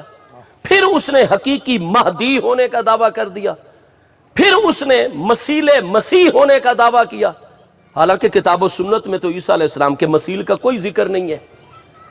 پھر اس نے مسیح موعود ہونے کا دعویٰ کیا۔ اس قادیانی سے پہلے کسی برحق نبی کی مثال دی جا سکتی ہے جو باقاعدہ ایک پروسیس اور پروسیجر سے گزر کر نبوت کے درجے تک پہنچا ہو؟ ہاں جی، بہرحال اس نے چلتے موت اس کی اکتوبر کے مہینے 1908 میں ہوئی ہے، وہ جہنم واصل ہوا ہے۔ 1903 کے اندر یعنی مرنے سے 5 سال پہلے اس نے اعلان نبوت کیا تھا، اور اس نے دعویٰ کر دیا مجھ پر باقاعدہ وحی اترتی ہے، اور اس نے وہ اپنی وحی لکھی ہوئی ہے باقاعدہ، ہمارے پاس موجود ہے کتابیں اس کی، بالکل جس وقت آپ چاہیں میں پیش کر سکتا ہوں۔ اور ہماری قومی اسمبلی میں جون سے لے کر 7 ستمبر تک 1976 میں، جبکہ وزیر اعظم ذوالفقار علی بھٹو صاحب تھے، ہمارے قومی اسمبلی کے سپیکر صاحبزادہ یعقوب علی صاحبزادہ فاروق خان صاحب تھے، اسی طریقے سے اٹارنی جنرل یحییٰ بختیار صاحب اور اپوزیشن لیڈر خان عبد الولی خان صاحب تھے قومی اسمبلی کے اندر، اور علامہ شاہ احمد نورانی صدیقی، قرون اولیٰ میں بھی حضرت ابو بکر صدیق نے محبوب کی شان نبوت کی حفاظت کے لیے قیادت کی تھی امت کی۔ اور 1976 میں پاکستان میں جب شان ختم نبوت کی حفاظت کی گئی تو اس وقت بھی سیدنا صدیق اکبر کے پیارے بیٹے علامہ شاہ احمد نورانی صدیقی کو امت مسلمہ کی قیادت کا شرف حاصل ہوا الحمدللہ تعالی۔ تو وہ ساری کتابیں تو ہمارے اسمبلی کے ریکارڈ میں موجود ہیں، آج 10 جلدوں میں، وہ ایک طرف انگریزی میں اور آگے اس کا اردو میں اور دنیا کی باقی زبانوں میں بھی کالم میں ترجمہ موجود ہوتا ہے۔ پہلے تو صرف قومی اسمبلی سیکریٹریٹ میں آپ کو سیکریٹری صاحب کو فیس دینی پڑتی تھی درخواست، پھر 2-2.5 مہینوں بعد وہ کتابیں جاری ہوتی تھیں، لیکن اب تو بڑے بڑے مکتبوں کے اوپر وہ 10 کے 10 والیوم موجود ہیں۔ جون 1974 سے لے کر 7 ستمبر 1974 تک جتنی اسمبلی کی کارروائی تھی قادیانیت کے حوالے سے، وہ ساری کی ساری آن دا ریکارڈ آ چکی ہے، ہمارے پاس موجود ہے، آپ اس میں پڑھیں سارا کچھ۔ تو 1903 میں مرنے سے 5 سال پہلے اس نے دعوی نبوت کیا۔ نبی علیہ السلام کا وصال اقدس کب ہے؟ 632 سن عیسوی 11 ہجری میں۔ مرزا قادیانی نے نبوت کا دعویٰ کب کیا؟ 1903 میں۔ اب 1903 میں سے آپ 632 نکال لیجئے، یہ جو 1370 سال کا تقریباً عرصہ ہے نبی علیہ السلام کے وصال اور قادیانی کے دعوے نبوت میں 1370 سال ہیں۔ یہ تو کہتے ہیں کہ قرآن فرماتے ہیں اللہ یصطفی، اللہ پاک رسول چنتا رہے گا، تو اگر نبی علیہ السلام کے بعد اللہ نے رسول چننے ہیں، آیت کا یہی مطلب ہے، تو مہربانی کر کے نبی علیہ السلام کے وصال سے لے کر مرزا قادیانی کے دعوے نبوت کے درمیان جو 1370 سال ہیں، ان میں کتنے رسول اور نبی آئے ہیں جن کو اللہ نے چن کر امت میں بھیجا ہے؟ آپ بتائیے۔ جب مسلسل آنا ہے رسولان اسلام نے، انبیاء کرام علیہ السلام نے، تو یہ جو درمیانی 1370 پونے 1400 سال کا عرصہ ہے، تو اس میں بھی تو پھر اللہ تعالیٰ چنے رسولوں کو، نبیوں کو. تو قادیانی اور غلام احمدی ہمیں بتائیں کہ تم اس پونے 1400 سالہ دور میں کس کس کو اللہ کا برحق نبی اور رسول مانتے ہو، نبی علیہ السلام کے بعد اور قادیانی سے پہلے. لیکن ان کی تو جتنی بھی سیرت المہدی آپ کتاب اٹھائیں گے، وہ سوائے قادیانی کے اور کسی کی نبوت پر ایمان نہیں رکھتے. ان 1370 سالوں میں بھی اللہ نے کسی کو نبی اور رسول نہ چنا. اب میں نے آپ کو عرض کیا کہ قادیانی مر گیا اکتوبر 1908 میں. اب کون سا سن جا رہا ہے؟ سن 2022 جا رہا ہے. تو 100 سال یہ 1908 سے لے کر 2008 تک یہ پورے 100 سال ہو گئے، اور 14 مزید جمع کریں گے تو 22 بن جائیں گے. قادیانی کو مرے ہوئے 114 سال ہو گئے. اب یہ اگست جناب اختتام پذیر ہونے کو ہے. آج 21 اگست ہے، 21 اگست، آگے ستمبر اور پھر اکتوبر آ رہا ہے. اس اکتوبر میں مرزا قادیانی کو مرے ہوئے ٹھیک 114 سال ہو جائیں گے. اور تم کہتے ہو اللہ یستفی، اللہ رسول اور نبی چنتا رہتا ہے انسانوں میں سے بھی. تو مرزا قادیانی کے مرنے کے بعد یہ جو 114 سال اب تک گزر چکے ہیں، ان 114 سالوں میں اللہ نے کس کس کو چنا ہے؟ ذرا قادیانی اس کا نام بھی ہمیں بتا دیں. ٹھیک ہے، یہ میں بات کر رہا ہوں الزامی طور پر، جو وہ ترجمہ کر کے ہمارے بچوں کو اس طرح کی باتیں بتاتے ہیں اور کہتے ہیں نہیں جی اللہ نے تو چننے ہیں رسول. دوسرا ہمارا قادیانی سے سوال یہ ہے کہ قیامت کو ابھی کتنا عرصہ ہے اللہ تعالیٰ کے علم مبارک میں ہے، تو کیا تم آئندہ جو دور ہے قیامت تک آنے والا، اس میں آگے مزید نبیوں کے آنے کا عقیدہ رکھتے ہو؟ کیونکہ تم تو قرآن سے یہ بتا رہے تھے کہ اللہ یستفی، اللہ تعالیٰ چنتا رہتا ہے اور چنتا رہے گا. نہ تم اب کے بعد آئندہ کسی نبی کے آنے کی ایمان رکھتے ہو، نہ تم ان گزشتہ 114 سالوں میں کسی کو نبی مانتے ہو، نہ تم نبی علیہ السلام کے وصال سے لے کر قادیانی کے اعلان نبوت 1900 جھوٹا دجالی اعلان نبوت کیا 1903 تک، یہ 1370 سال، ان میں بھی کوئی نبی مانتے ہو. تو صرف ایک قادیانی کو نبوت کو ثابت کرنے کے لیے تمہیں اللہ یستفی یہ کلمات نظر آ جاتے ہیں. نہ تم اس کا شان نزول دیکھتے ہو، نہ پس منظر، نہ سیاق و سباق. تو بہرحال اس طرح کی بودی دلیلیں دے کر وہ امت مسلمہ میں یہ زہر گھولنے کی کوشش کرتے ہیں. میرے دوستو، محبوب کریم علیہ السلام کی شان ختم نبوت، وہ اس کا تعلق ضروریات دین سے. اور آپ دیکھیے کہ سب سے پہلے ان حضرات کو بر صغیر میں باقاعدہ موقع دیا گیا. جب احمد پور شرقیہ میں 1923 کے اندر ایک وہاں حافظ صاحب ہیں، حافظ پیر بخش صاحب، بلکہ حافظ الہی بخش صاحب، احمد پور شرقیہ میں، ان کی بیٹی کا نکاح ان کے سگے بھتیجے کے ساتھ تھا. بھتیجا لاہور آیا پڑھنے کے لیے. تو اب لاہور ہمارا تہذیبوں کا مرکز ہے ماشاءاللہ. وہ ایسے کسی بندے کے ہاتھ چڑھ گیا اور اس نے قادیانی ہونے کا اعلان کر دیا. اور کچھ سالوں کے بعد جب گیا تو ادھر اپنے گاؤں میں بھی قادیانیت کی تبلیغ شروع کر دی. اب اس کی منکوہا نے کہا کہ تم ٹھیک ہے میرے چچا زاد ہو، لیکن تم تو مرتد ہو چکے ہو، تمہارا اور میرا تو نکاح نہیں. اس کے سسر نے کہا، حافظ الہی بخش صاحب نے، کہ بھئی تم محبوب کی شان ختم نبوت کا انکار کیے بیٹھے ہو. گاؤں کے نمبردار کے پاس مسئلہ پہنچایا گیا. اس نے سب کو بلا لیا. جب لڑکے سے اس نے تو علی اعلام دلیلیں دینی شروع کر دی. علماء نے اور بزرگوں نے ساری دلیلوں کا توڑ کیا اور کہا کہ توبہ کرو یا ہماری دلیلوں کا جواب. اس نے کہا جی جواب میرے پاس نہیں، لیکن قادیانیت حق ہے، میں تو مرزا قادیانی کو نبی مانتا. انہوں نے کہا پھر تم مرتد ہو چکا ہے. اور نمبردار صاحب نے اور سارے علماء اور پنچایت نے فیصلہ جاری کر دیا، تیرا کوئی نکاح نہیں ہے. جب گاؤں میں یہ بات معروف ہو کر پنچایت نے فیصلہ دے دیا نکاح مومن اور مسلمان مرد و عورت کا ہوتا ہے اور تم تو مرتد ہو، واجب القتل ہو. ٹھیک ہے ریاست کی قوت ہمارے پاس نہیں ہے، ہم تمہیں مار نہیں سکتے، کچھ نہیں کہیں گے، لیکن نکاح ختم ہے. اس نے احمد پور شرقیہ کی مقامی انگریز عدالت میں نالش کر دی جناب 1923 میں، قیام پاکستان سے بھی 24 سال پہلے، اور کہا جی وہ میری منکوہ ہے، یہ میرے پاس ثبوت موجود ہیں، گواہ موجود ہیں. وہ جج صاحب نے مسئلے کی نزاکت کو دیکھتے ہوئے مرکزی عدالت بہاولپور میں مقدمہ اس نے ریفر کر دیا. اب یہاں جب مقدمہ سماعت کے لیے منظور ہو گیا، یہاں کیس چل پڑا.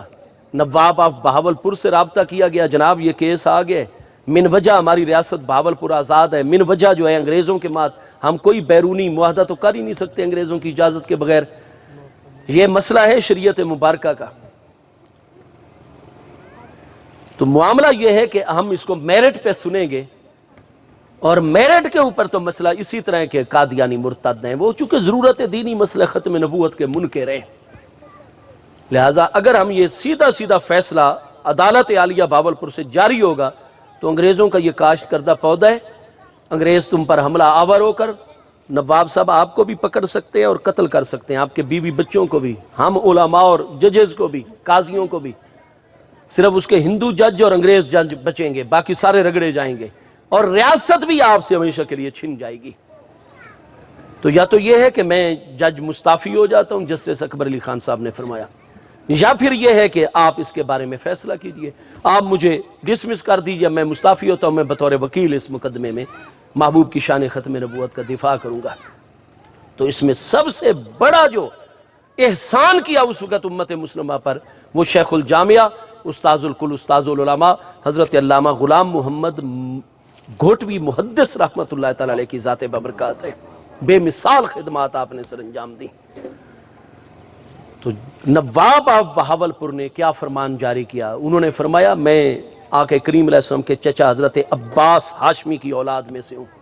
ہم عباسی خاندان ہیں، اور معاملہ یہ ہے کہ یہ تو ایک ریاست بہاولپور ہے. اگر اس وقت 7 براعظموں پر میری حکومت ہوتی اور میرے آقا کریم کی شان ختم نبوت کا معاملہ آتا، میں اپنی جان، بچے، بیگمات، اپنی ساری دنیا کی حکومت قربان کر دیتا. آپ میرٹ پر مقدمہ سنیں. تو پھر یہ مقدمہ بہاولپور بڑا مشہور ہے، شورا آفاق ہے بر صغیر کی تاریخ میں. انگریز ججز بھی اس کے اندر موجود ہیں، ہندو ججز بھی موجود ہیں، مسلمان جج بھی موجود ہیں. دارالعلوم دیوبند میں سے علامہ سید انور کشمیری اس میں تشریف لائے، ان کے بیانات موجود ہیں پورے اس مقدمے کی تفصیل میں. ادھر جمہور اہل اسلام نے بہاولپور کے مقدمے میں عدالت میں اپنا کیس لڑنے کے لیے مقرر کیا. قصور کے ہمارے بہت بڑے ہاشمی خاندان کی ہستی تھے، مناظر جن کے عیسائیوں سے بڑے، عربی، فارسی، اردو میں جن کی کتابیں، علامہ مولانا غلام دستگیر قصوری ہاشمی رحمۃ اللہ تعالی علیہ، جن کی کتاب تقدیس الوکیل بھی ہے. بڑے بڑے علماء آئے، قادیانیوں کے بڑے بڑے ربیجین آئے، اور یہ پورا مقدمہ چلا. اور آپ دیکھیے کہ فروری سن 2000 اور کچھ سن، یہ چند سال مقدمہ چلا، اور اس کے بعد فیصلہ آ گیا. اور وہ فیصلہ مقدمہ بہاولپور مکمل موجود ہے ہمارے پاس، بہاولپور سے اب بھی وہ مفت ملتا ہے. اس میں متفقہ طور پر عدالت کا فیصلہ آیا کہ مسلمان اور مومن ہونے کے لیے ضروریات دین پر لازم ہوتا ہے ایمان. مسئلہ ختم نبوت وہ ضروریات دین میں شامل ہے اسلامی تعلیمات کے مطابق، اور یہ چونکہ ضرورت دینی کے منکر ہیں، لہذا قادیانیوں، غلام احمدی ہوں، مرزائی لاہوری، یہ مومن نہیں ہے، یہ مرتد لوگ ہیں، لہذا نکاح ختم ہو چکا ہے، عورت آزاد ہو چکی ہے. یہ اس وقت آیا فیصلہ. 1974 میں جون 7 ستمبر تک ہماری قومی اسمبلی میں مکمل اس پر بحث ہوئی. کوئی ایک معاملہ ان کا ایسا نہیں ہے جو پیچھے چھوڑا گیا ہو.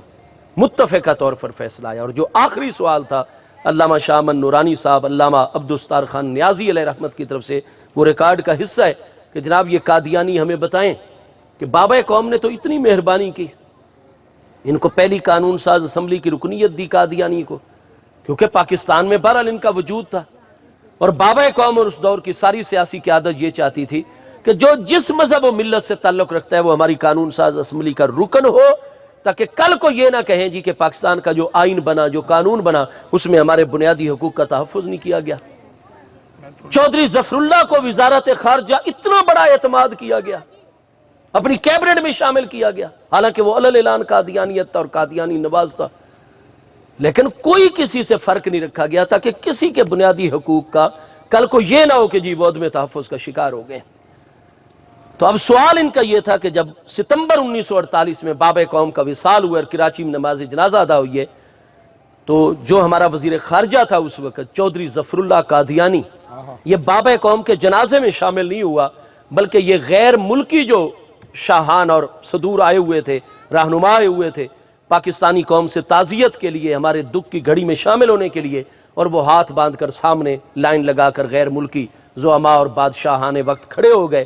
مرزا قادیانی کا پیروکار ظفر اللہ پاکستان کا وزیر خارجہ، یہ جناب ان غیر ملکی غیر مسلم مہمانوں کی صف میں کھڑا ہو گیا، جنازے میں شامل نہیں ہوا.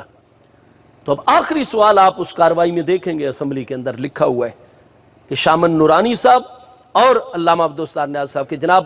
ظفر اللہ قادیانی کیوں نہیں نماز جنازہ میں شامل ہوا موجود ہوتے ہوئے سامنے. اور دوسرا اس سوال کا دوسرا حصہ یہ ہے کہ یہ جو جون سے لے کر آج تک قادیانیت کے لیے وکیل صفائی بنا ہوا تھا، یہ ان کا صاحب علم ہے اور ان کا داعی اور مبلغ ہے، یہ بتائے کہ اس کا اتنی عمر کا جماع سال بیٹا فلاں سن فلاں تاریخ کو فوت ہوا یا نہیں ہوا فلاں شہر میں، اور فلاں گراؤنڈ میں اس کی فلاں نماز کے بعد نماز جنازہ ادا کی گئی ہے، فلاں ہمارے مسلمان عالم نے اس کا جنازہ پڑھایا، اتنی تعداد میں ہزاروں لوگ شریک ہوئے. یہ باپ ہو کر گھر میں موجود تھا، کوئی سفر وغیرہ میں موجود نہیں تھا، بیرون ملک نہیں تھا، یہ گھر میں ہوتے ہوئے اپنے جماع سال عزیز بیٹے کے جنازے میں اس نے کیوں نہیں شامل ہوا؟ تو آئیں بائیں شائع ہوئی، لیکن سپیکر قومی اسمبلی نے رولنگ جاری کی کہ جناب لکھ کر بھی جواب دو، اور یحییٰ بختیار صاحب کو لکھ کر جمع کرو اور اس کا جواب دیا جائے. پابند کر دیا انہوں نے. اب جواب کیا آیا وہ ریکارڈ کا حصہ ہے. تو 10 قادیانیوں نے کہا جی ہمیں معاف کیا جائے، بالکل بابا قوم نے ہم پر مہربانیاں فرمائی، لیکن چونکہ ہمارا مذہب ہے کہ جو شخص چاہے بابا قوم ہی کیوں نہ ہو، جو شخص قادیانی کو نبی نہیں مانتا مر جائے گا، ہم اس کا جنازہ نہیں پڑھیں گے. اور بیٹے کا جنازہ بھی اسی وجہ سے نہیں پڑھا تھا کہ وہ نبی علیہ السلام کی ختم نبوت پر ایمان رکھتا تھا، قادیانی کی نبوت کا انکار کرتا تھا، اس لیے میں نہیں جنازے میں شامل ہوا. اس وقت لکھا ہو کہ خان عبدالولی خان صاحب جو کہ ایک سیکولر مائنڈ انسان تھے، کوئی مذہبی شخصیت نہیں تھے، اپوزیشن، وہ سر پکڑ کر بیٹھ گئے اور کہنے لگے میں نے جو اپنے چیمبر میں اس بل کے اوپر دستخط کیے تھے تو وہ علامہ شاہ احمد نورانی کی شخصیت کو دیکھ کر، میں کوئی عالم فاضل نہیں ہوں، نہ میں ایسے مسئلوں میں پڑھنے والا بندہ ہوں، لیکن آج میں شکر ادا کرتا ہوں کہ میں نے وہ دستخط نورانی صاحب کے تقوی طہارت ایمانداری کو دیکھتے ہوئے کر دیا، ان پر اعتماد. کیونکہ جو قادیانی کو نبی نہ مانے یہ اس کا جنازہ بھی نہیں پڑھتے ہیں، چاہے سگا بیٹا ہو چاہے بابا قوم ہو، تو اس کا مطلب ہے جو قادیانی کو نبی نہ مانے وہ مسلمان ہی نہیں ہے. ہاں جی. تو انہوں نے کہا اگر میں اس کو سائن سے انکار کر دیتا اور آج یہ باتیں سن رہا ہوتا تو میں اپنے آپ کو مسلمان تو کیا انسان بھی نہ تسلیم کرتا. اور شکر ہے کہ نورانی صاحب کی برکت سے میں بچ گیا. تو بہرحال اور پھر 1988 میں ہماری سپریم کورٹ آف پاکستان 1988 میں انہوں نے ایک درخواست خود لانچ کی تھی کہ جناب ہماری عبادت خانے کو مسجد ہم بلائیں، مسک اور مسجد لکھیں، ہمیں لکھنے دیا جائے، بولنے دیا جائے. ہم جب نماز کے لیے بلائیں تو اس کے لیے عبادت کے لیے بلائیں تو جناب ہمارے بلاوے کو اذان کی ٹرمنالوجی اصطلاح سے یاد کرنے کی اجازت دی جائے اور ہماری عبادت کو نماز کا نام دیا جائے. اس پر آئین پاکستان نے پابندی لگائی ہوئی ہے. تو سپریم کورٹ آف پاکستان میں فل بینچ تشکیل پایا اور ادھر سے اسلامی نظریاتی کونسل کے چیئرمین کو چیف جسٹس صاحب نے 1988 میں خط لکھ دیا کہ آئیں جی آپ اسلامی نظریاتی کونسل آئینی ادارہ ہے، یہاں عدالت میں آ کر اپنا موقع پیش کریں قادیانیوں کے حوالے سے. ادھر وفاقی شرعی عدالت کے چیف جسٹس کو سپریم کورٹ آف پاکستان نے خط لکھا. بڑے بڑے ہر مکتبہ فکر کے عالم کو وہاں دعوت دی گئی اور 1988 میں ان کے وکلاء نے بھرپور ان کا کیس لڑا. اور آپ دیکھیے کہ 1988 کا پورا تفصیلی کیس سپریم کورٹ میں ریکارڈ اٹھا کر دیکھ لیجئے، کتنے دن اس کے اوپر بحث جاری رہی اور بالآخر سپریم کورٹ آف پاکستان کے فل بینچ کا متفقہ فیصلہ آیا کہ چونکہ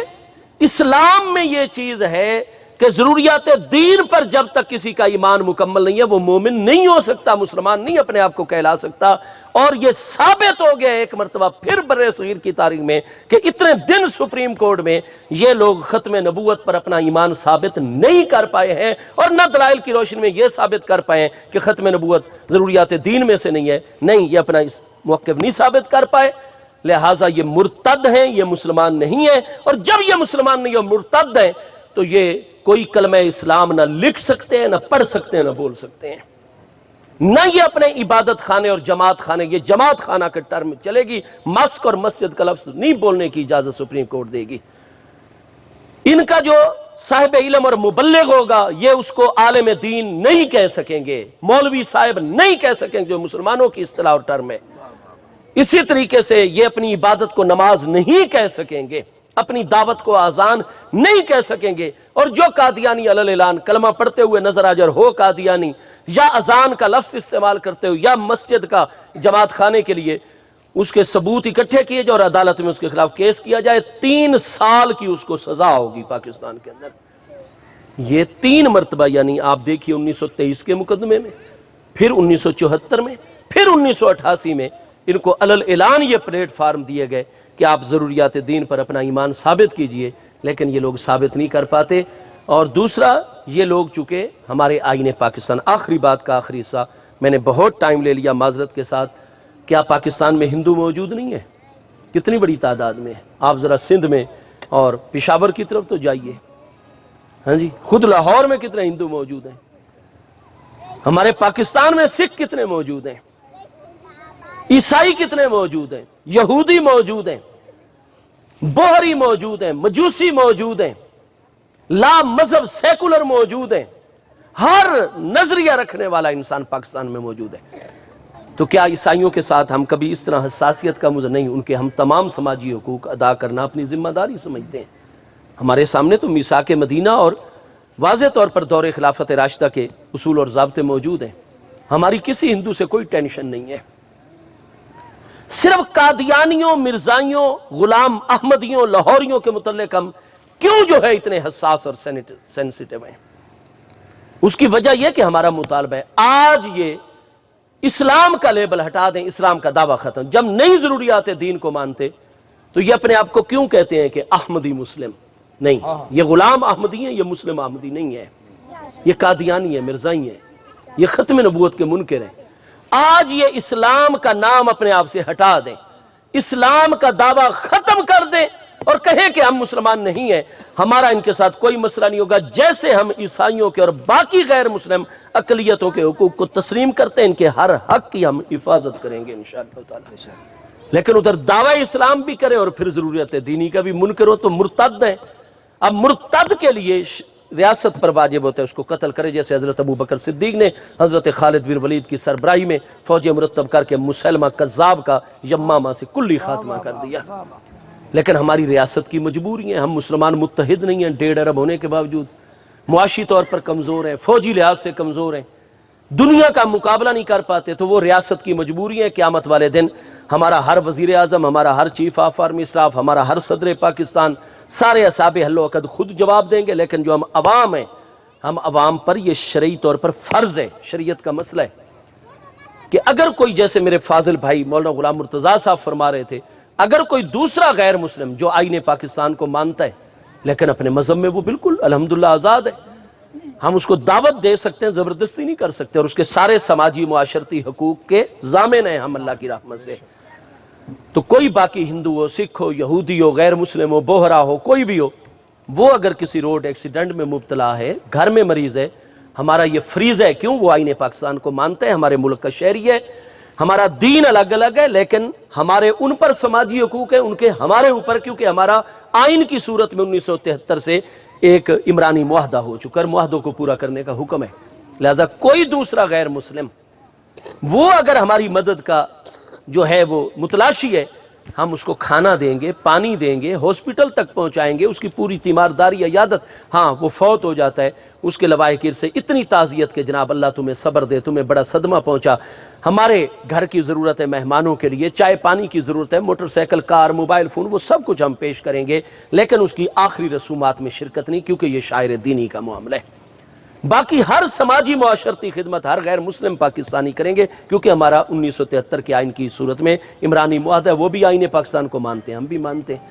لیکن قادیانی چونکہ آئین پاکستان کے منکر ہیں علل اعلان، لہذا ان کے کوئی مرتد بھی ہیں اور آئین پاکستان کے منکر بھی ہیں، ان کا کوئی سماجی حق، ریاست جانے اور وہ جانے، ہماری نگاہوں کے سامنے کوئی قادیانی مرتد جو ہے وہ تڑپ رہا ہو، ہم پانی کا گھونٹ بھی اس کے منہ میں نہیں ڈال سکتے، ورنہ ہم پر بھی اللہ کی لعنت برسے گی۔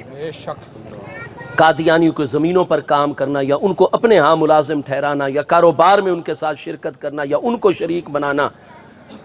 قادیانی بیمار ہو اس کی عیادت کرنا، مر جائے اس کے جنازے میں شریک ہونا، ہاں جی، اس کے ساتھ کسی قسم کا کوئی اس کی شادی وغیرہ دعوت کو قبول کرنا یا خود ان کو بلانا،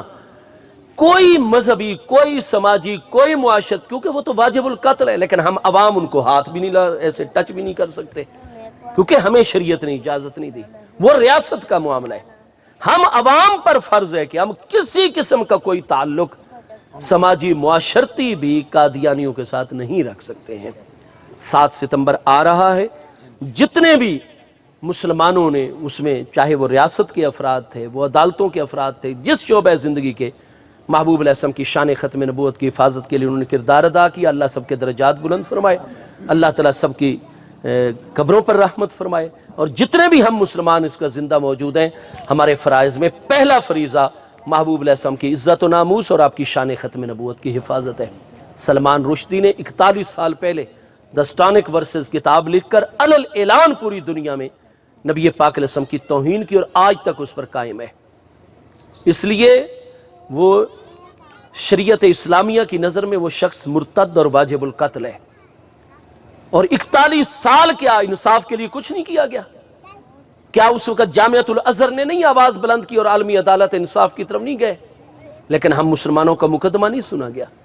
برطانیہ نے الٹا اس کو پناہ دی، امریکہ اس کے لیکچر کرواتا ہے، اس کو پوری سیکیورٹی پرووائڈ کرتے ہیں۔ تو جب آپ ہمارے 1.5 ارب مسلمانوں کے جذبات کا خیال نہیں رکھتے اور دنیا کا ہر قانون وہاں جا کر خاموش ہو جاتا ہے، تو پھر مسلمانوں کے جذبات کب تک یہ چیز برداشت کر سکتے ہیں؟ تو میرے دوستو، اس لیے اس رشدی شاتم رسول، اس پر جو حملہ ہوا ہے، یہ 41 سال کے بعد حملے میں وہ کامیابی ہوئی ہے۔ واہ واہ واہ۔ ہم شدت پسند نہیں ہیں،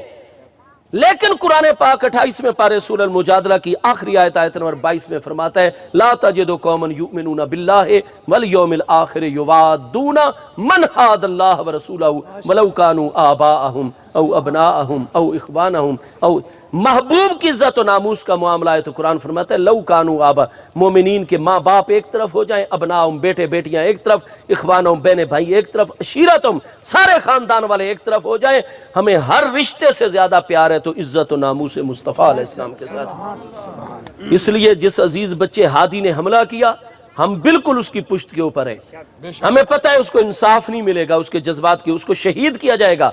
لیکن وہ عاشق رسول کہہ رہا ہے میں 3 سال سے اس موقع کی تلاش میں تھا، اب مجھے موقع ملے۔ اس نے اپنی جان، اس کو پتہ ہے میں نے جام شہادت نوش کرنا ہے، غازی علم الدین کی طرح، غازی ممتاز شہید علیہ رحمت کی طرح،